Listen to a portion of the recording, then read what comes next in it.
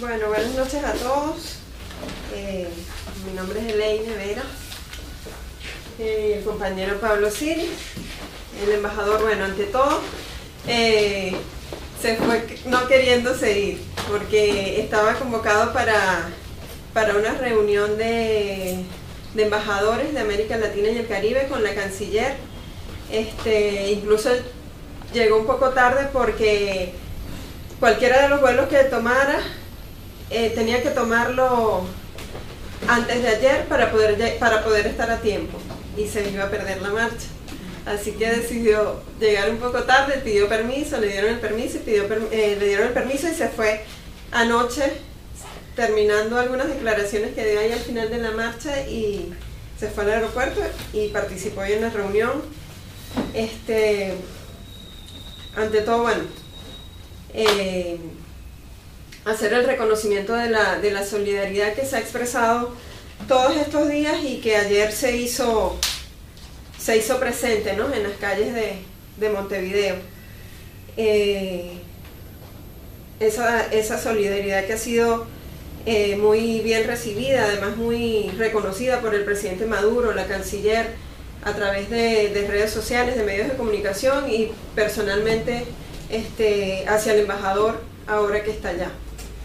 No solo la canciller, sino además todos los embajadores de América Latina y el Caribe han de alguna manera expresado la significación que particularmente esa manifestación de solidaridad de Uruguay ayer, y de la cual todos ustedes han sido partícipes y promotores y protagonistas, se realizó y ha tenido.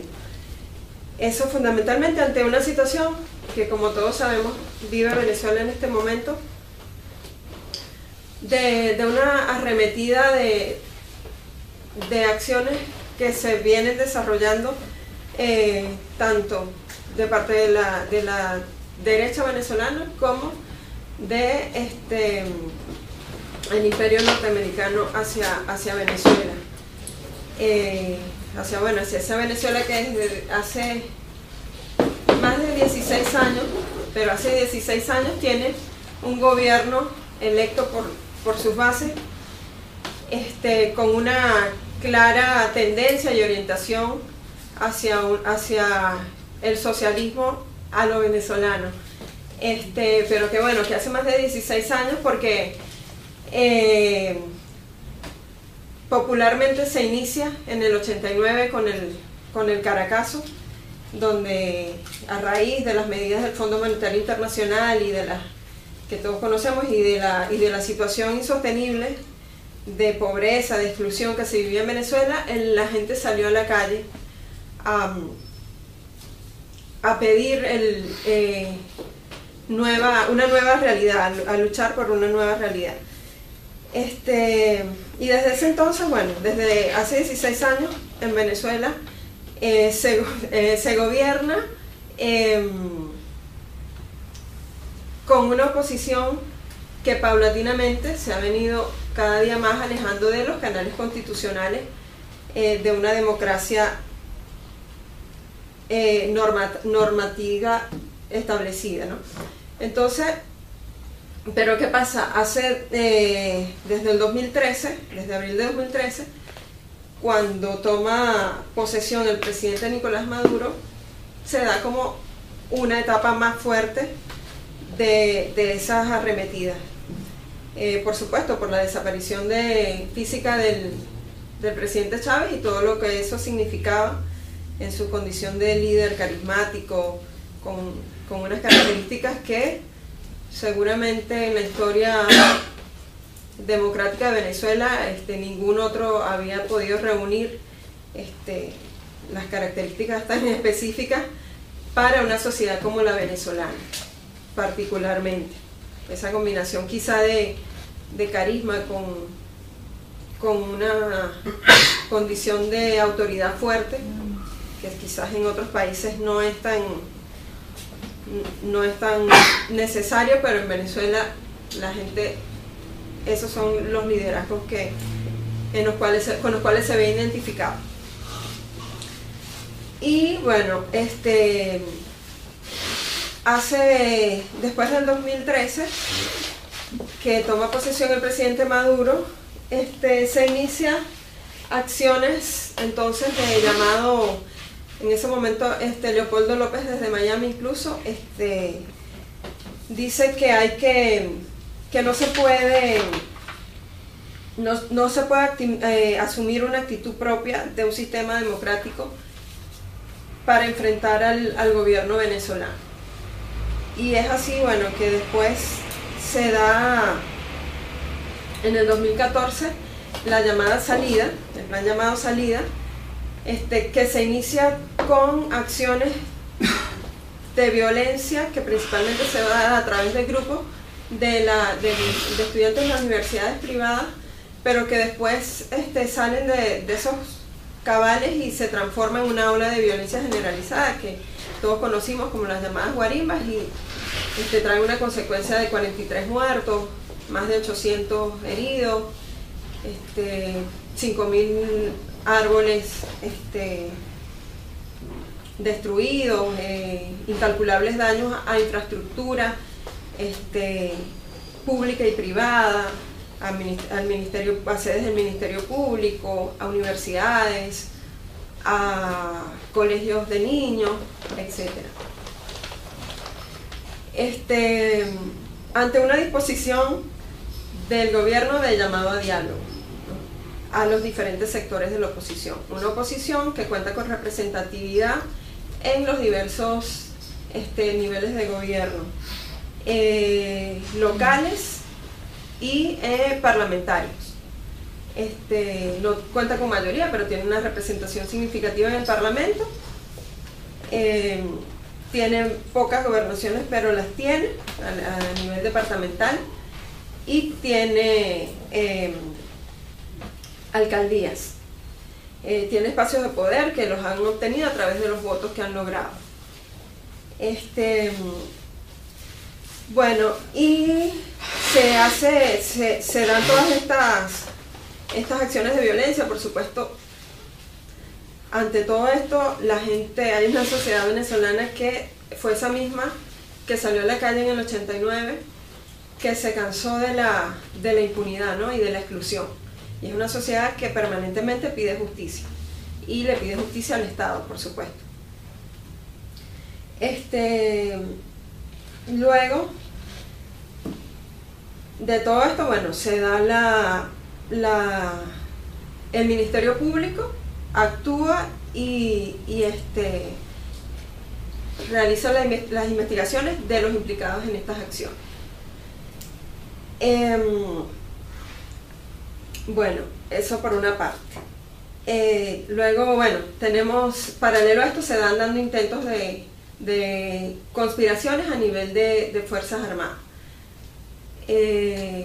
donde hay un grupo reducido de la oposición que tiene una posición marcada hacia la inconstitucionalidad.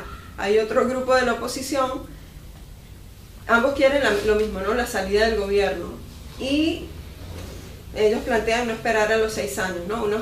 Unos plantean como la acumulación de fuerzas dentro de lo posible, y otros la salida inmediata del gobierno. Bueno, el Ministerio Público inicia investigaciones y se detiene se entrega a Leopoldo López luego de negociaciones incluso con el gobierno, porque se tenía información de que peligraba la vida de Leopoldo, y en negociaciones con la familia de Leopoldo se entrega y está detenido con la garantía del debido proceso. Siguen las acciones, se detienen luego a grupos paramilitares, que deporta Santos a dos paramilitares, luego de investigaciones que hace el gobierno colombiano, de personas también involucradas en conspiración, paramilitares involucrados en conspiraciones con el gobierno venezolano. El Ministerio Público realiza investigaciones se determina, bueno, que Leopoldo López tiene vinculaciones con estos grupos paramilitares y el Ministerio Público ordena la detención de Leopoldo López, de Antonio Ledesma. Y bueno, y en ese orden se da la detención de Antonio Ledesma, también con la debida garantía de su debido proceso. No es una decisión del Ejecutivo, es una decisión del Ministerio Público, y ya está a la orden del sistema judicial venezolano. Aunado a esto, bueno, hay dos elementos importantes esto a nivel político. Además hay dos elementos importantes de la búsqueda de la desestabilización del gobierno venezolano, que son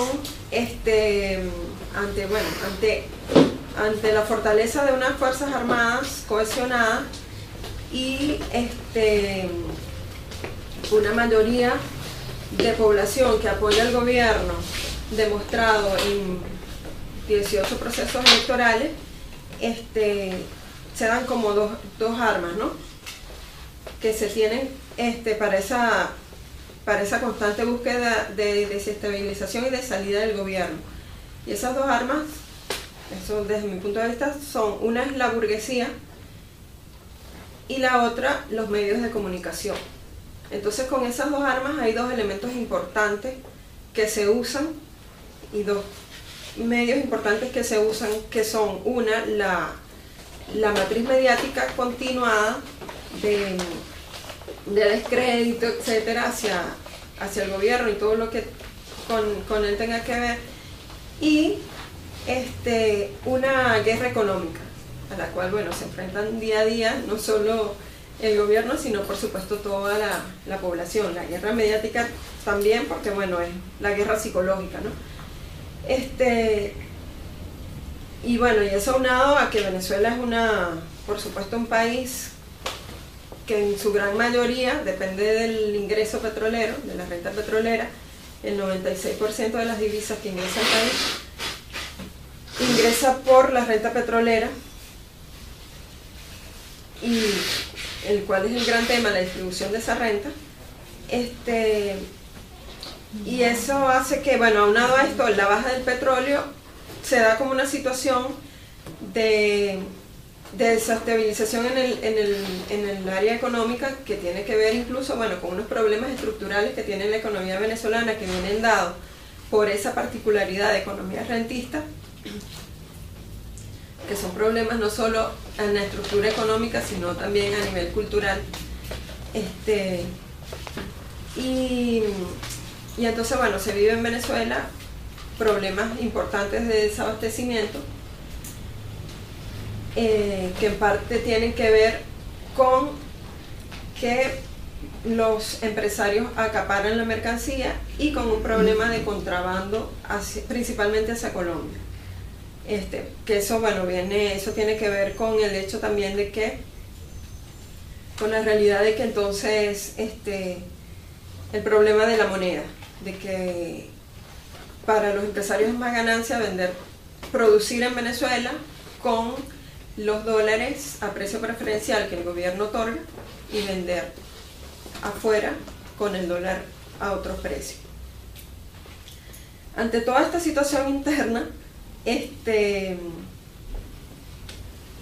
la cual, bueno, afortunadamente se tiene la fortaleza de la conciencia generada políticamente, a través de todos estos años de proceso bolivariano y de la siembra del presidente Chávez, donde, por ejemplo, todas estas acciones de desestabilización no van acompañadas de acciones sociales, de gente en la calle, de protestas masivas. Nada de esto va acompañado de eso. Y esa es la fortaleza que tiene el gobierno venezolano, ¿no?, entre otras cosas, y el proceso venezolano. Por ejemplo, Antonio Ledesma es alcalde de Metropolitano de Caracas, y el Ministerio Público ordena su aprehensión, y en ningún momento hubo una manifestación notoria de 6 millones o más que viven en Caracas. De esa población ni siquiera 100.000, ni mucho menos, salió a manifestar pidiendo la liberación de este señor, ¿no? Bueno, ante todo esto, el 8 de marzo, el presidente Barack Obama emite un decreto en el cual declara que Venezuela es una amenaza a su seguridad y a su política, ¿no?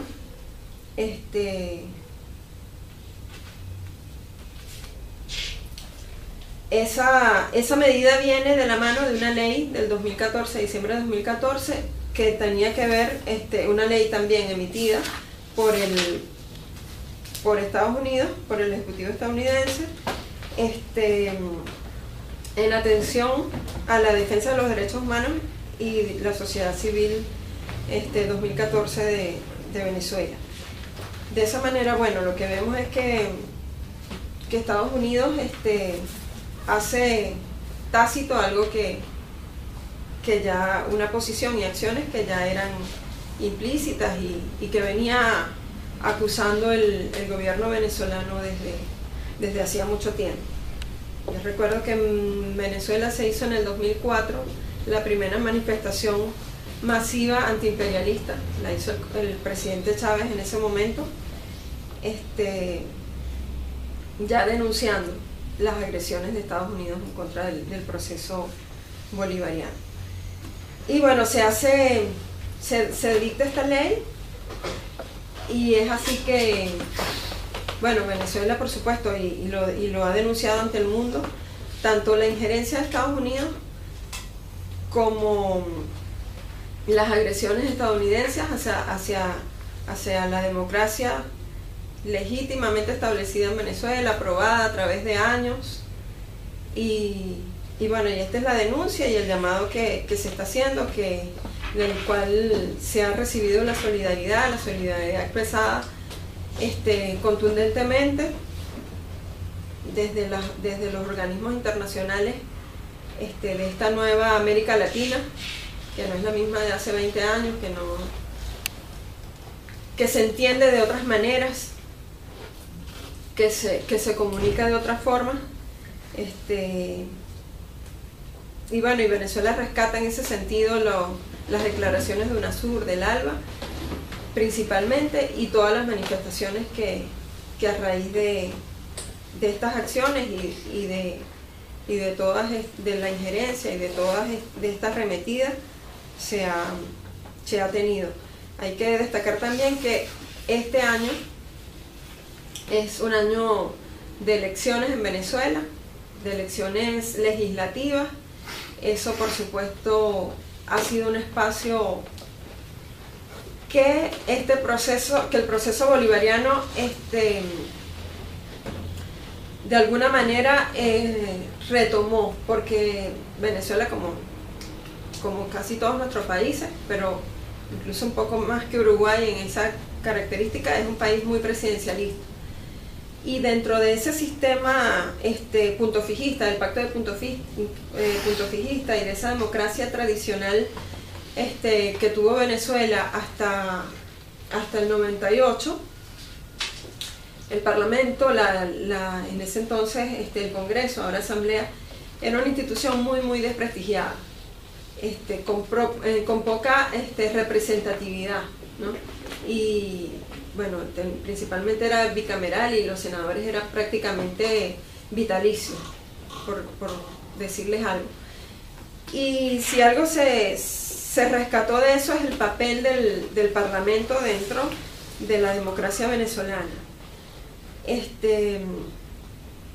Y bueno, y el legislativo es un espacio muy activo dentro del proceso, y este año es clave porque se renueva completamente el legislativo. Así que Estos meses seguramente van a seguir siendo de amenazas, de acciones en contra de la estabilidad venezolana por la proximidad de esas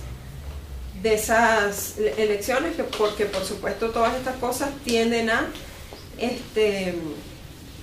influir en el resultado y en el desenvolvimiento normal y natural de todos esos procesos, que son los que a la vez siguen legitimando al gobierno venezolano, que por supuesto el presidente Nicolás lo decía el 9 de marzo, decía, bueno, lo que pasa es que los números no le están dando ya a estas alturas para las legislativas y entonces se toman estas acciones. Son elementos que no hay que descartar porque así ha sido en estos 16 años. Cada vez que se aproxima un evento electoral, entonces las arremetidas se intensifican. Y por eso, bueno, la atención que se está haciendo particularmente en esta situación y en esta coyuntura, donde, bueno, aparte de todos los elementos políticos, como le decía, hay un pueblo venezolano que todas estas circunstancias. No sé si quieres agregar algo. Gracias.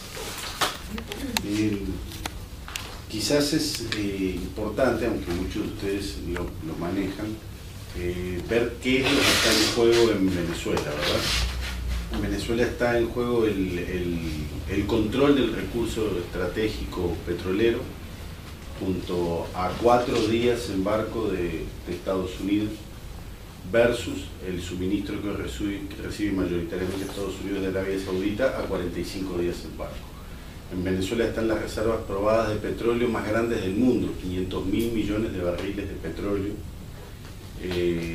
Y esa reserva además está a partir de la explotación de la faja petrolífera del Orinoco, está incrementándose regularmente en virtud de nueva prospección y de nuevas tecnologías además en la explotación petrolera, sin necesidad de recurrir al famoso fracking, sino en tecnologías que permiten hacer el petróleo más fluido y agarrar los petróleos extrapesados venezolanos y convertirlos en los derivados regulares.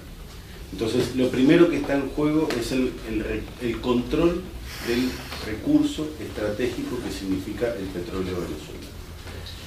Al mismo tiempo, eso para el imperialismo norteamericano. Y para la burguesía venezolana, que es una burguesía que tiene las características de funcionar quizás con uno de los mecanismos más primitivos y más terribles del capitalismo, como es el capitalismo mercantil básico, que es comprar afuera barato, vender adentro caro, obtener las mayores índices de ganancia posibles, sin inversión ninguna, más allá del negocio de compra-venta. Lo que está en juego para la burguesía venezolana es el control de la renta que el petróleo produce. En tanto el Estado es propietario del recurso petrolero y de su comercialización y es el que obtiene las divisas, la burguesía venezolana históricamente se ha apropiado de esas divisas a través de la comercialización de productos de primera necesidad, en realidad de la comercialización de prácticamente todo lo que se vende en Venezuela.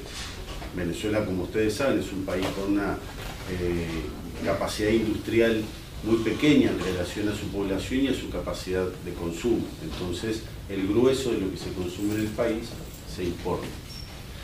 Hasta ahora la burguesía venezolana controlaba esos recursos a través de la compra afuera y la venta adentro a precios regulares. Ese es uno de los elementos que hay hasta el 98. A partir del 98 se generan en Venezuela una serie de mecanismos de distribución, en realidad hasta el 2002 cuando empiezan los mecanismos de desestabilización, el golpe y luego lo que el paro patronal de fines del 2002 y principios del 2003, que son los momentos en los que el gobierno bolivariano, digamos, ante una nueva arremetida de este sector, pues desarrolla mecanismos de distribución de productos de primera necesidad, de atención de salud, de importación de medicamentos para dotar las nuevas infraestructuras de salud, etc. Eso es lo que hoy por hoy está en juego en Venezuela, entonces. El control del recurso estratégico, por eso la importancia para el imperio, y el control de las divisas que la venta de ese petróleo genera a través de la distribución de la renta petrolera. O sea, ¿qué se hace con la renta petrolera? Es lo que está en juego en la interna venezolana.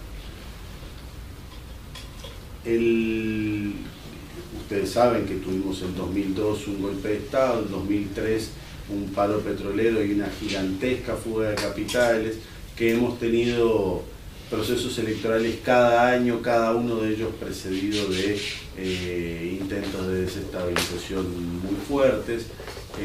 Se han desactivado varios intentos como por ejemplo la infiltración de paramilitares que se hizo en el año 2004 desde Colombia, un par de centenares de hombres que estaban uniformados con uniformes venezolanos y que pretendían, uniformes militares venezolanos y que pretendían realizar acciones de tipo terrorista.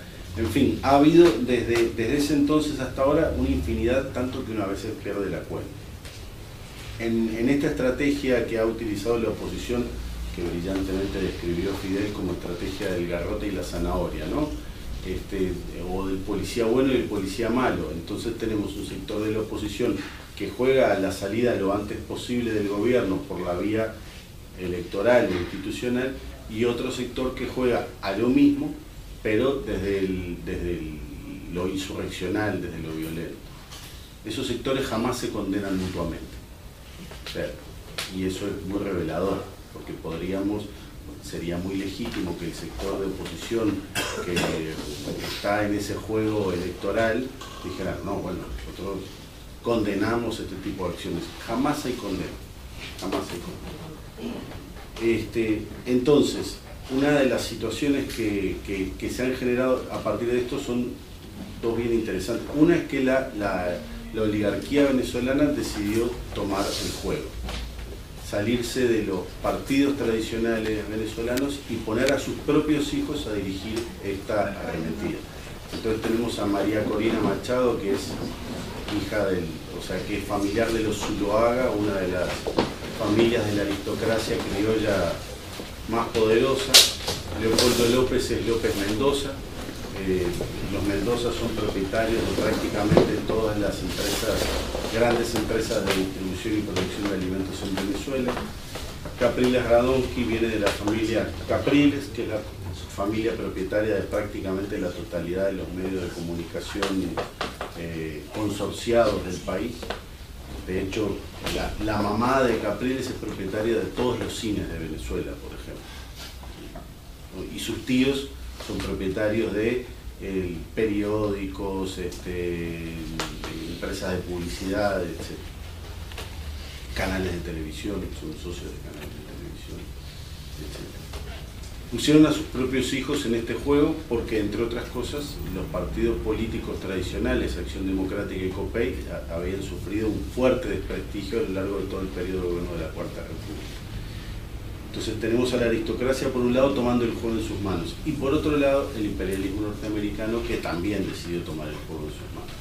Y por eso es estas iniciativas que a primera vista parecieran absurdas, como considerar a Venezuela una amenaza inusual y extraordinaria para la seguridad nacional y la política exterior de los Estados Unidos, como reza el decreto, que pareciera absurda, pero que se utilizó en el 83 una declaración similar contra Grenada, se utilizó en el 84 una declaración similar contra Nicaragua para justificar el apoyo a los contras, se utilizó en el 89 una declaración similar contra Panamá para justificar la invasión y secuestro de Noriega, más recientemente en Irak, Libia, Irán, Afganistán, etc.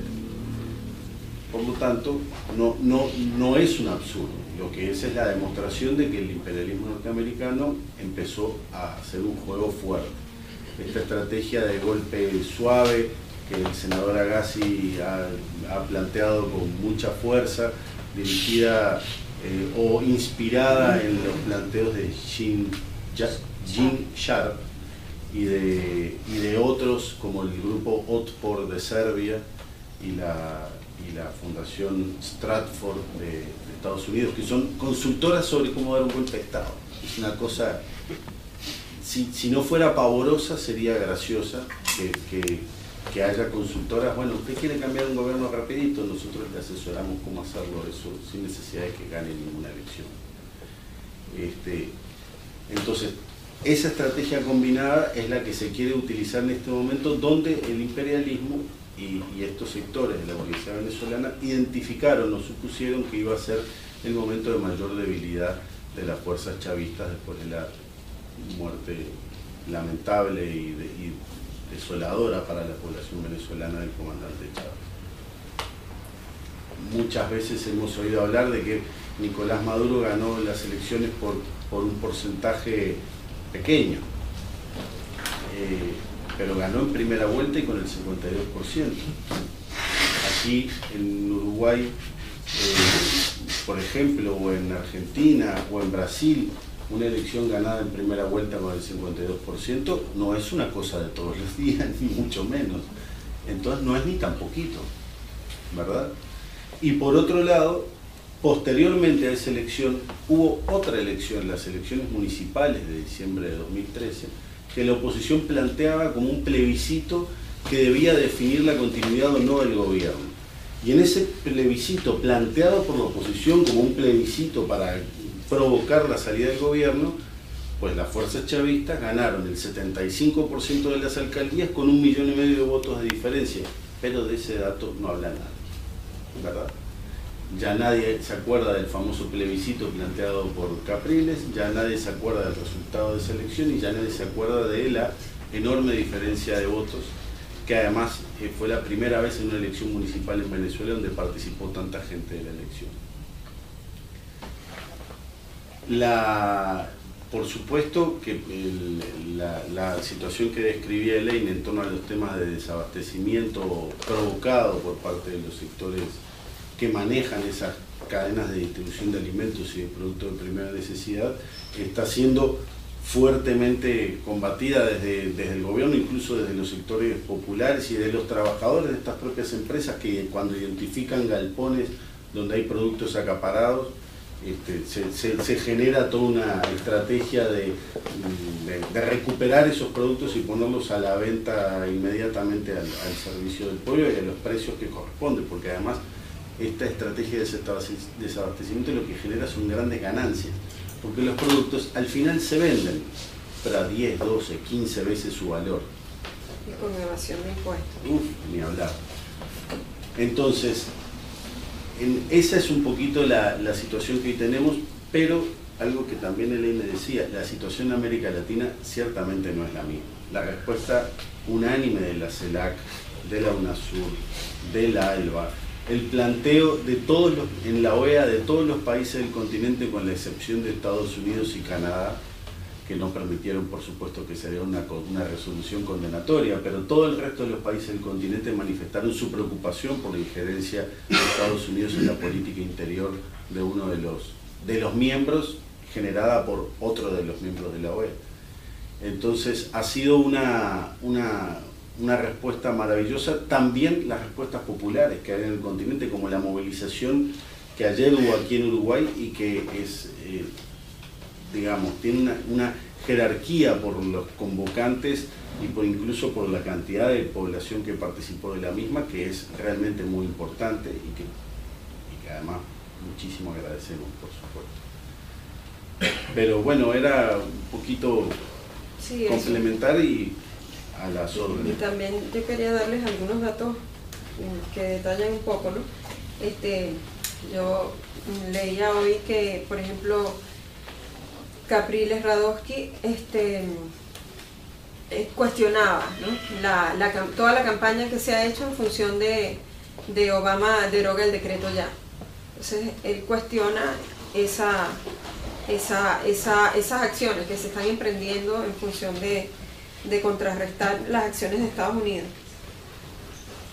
Y es un poco también esa mala lectura que de alguna manera la oposición algunas veces hace de los intereses del pueblo venezolano, ¿no? Entonces, mientras él dice esto, Las encuestas dicen que hay más de un 80% de la población venezolana que considera una injerencia este decreto de Estados Unidos y por supuesto se opone a ello. 80% en general, no de un sector. Aparte de esto hay un 58% de la población que considera buena la ley habilitante otorgada al presidente de la República para legislar ante esta situación, ¿no? Y eso en general. Y luego, datos paralelos a toda esta desestabilización económica, podemos ver que en febrero, el mes pasado, la pobreza extrema seguía reduciéndose en Venezuela en relación al año anterior. Y por supuesto que, para entender un poco, Venezuela en el 99 tenía un 66% de pobreza extrema. En febrero de 2015 tiene 5,5% de pobreza extrema.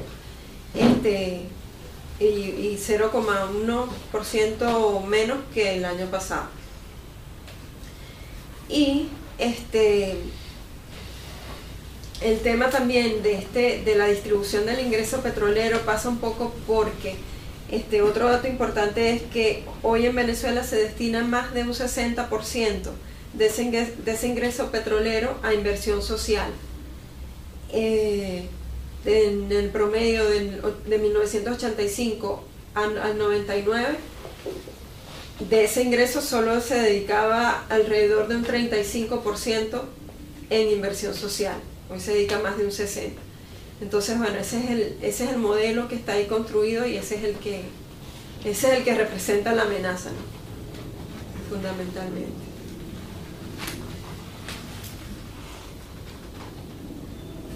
Ahí, si hay alguna pregunta, comentario, estamos a sus órdenes. Acá, yo muchas veces he visto que en muchos casos que ustedes mencionaron, Granada, bueno, las intervenciones de los países árabes, la superioridad de Estados Unidos se ve legitimada por el hecho de que es un país que es miembro permanente del Consejo de Seguridad de la ONU. ¿Ustedes creen que la presencia de un representante venezolano en el Consejo de Seguridad puede, no sé si revertir, pero un poco equilibrar esta situación de superioridad de Estados Unidos dada por su presencia en el Consejo de Seguridad?